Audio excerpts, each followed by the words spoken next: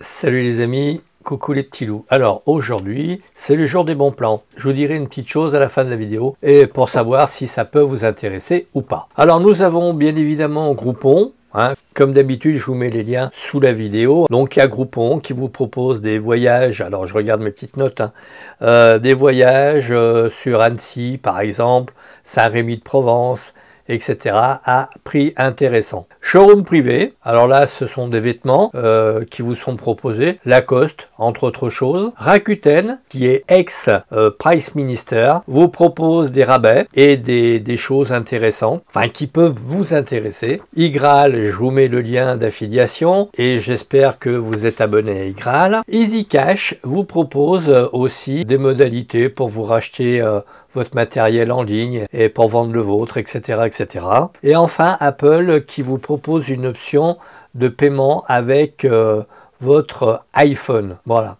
Alors, la petite annonce que je souhaitais vous faire, c'est compte tenu que bon, j'ai des infos par ailleurs concernant l'informatique, pas forcément sur les PC, mais plutôt sur les Mac, là, avec l'effigie de la pomme. Vous voyez ce que je veux dire? Compte tenu que j'ai eu encore, enfin, j'ai toujours des petits soucis avec mon ordinateur, je le remets derrière, mais c'est pas évident parce que récupérer toutes ces infos à droite à gauche, c'est pas simple. Et je me disais que ça peut être aussi des embrouilles dues à un hacker, un pirate, qui vous récupère vos données et qui vous formate votre disque dur, par exemple. Et je me suis dit, il y a peut-être quelque chose à dire sur le sujet, à savoir que si votre disque est crypté, il ne pourra pas y avoir d'accès à ce disque. Autre chose, si vous mettez vos informations sur un disque à part ou un NAS par exemple, alors un NAS c'est un gros boîtier dans lequel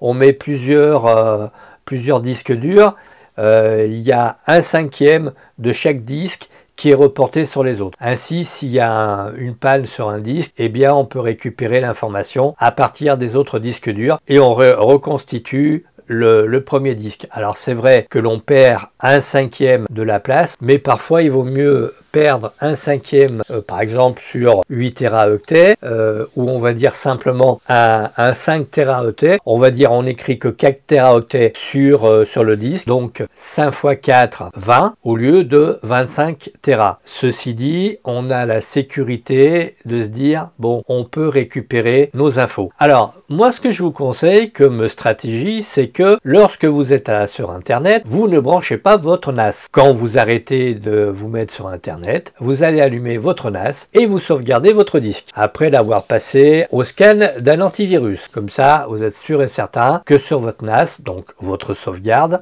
tout est clean. Voilà. Je n'irai pas plus loin aujourd'hui. Dites-moi dans les observations si ce petit sujet vous intéresse. Si oui, n'hésitez pas à le dire parce que c'est ma chaîne, j'en suis l'auteur, c'est évident. Mais c'est aussi pour vous que je le fais. Donc, si vous ne me dites pas « ouais, c'est super » ou « non, ça ne nous intéresse pas », je ne sais pas comment réagir. Voilà.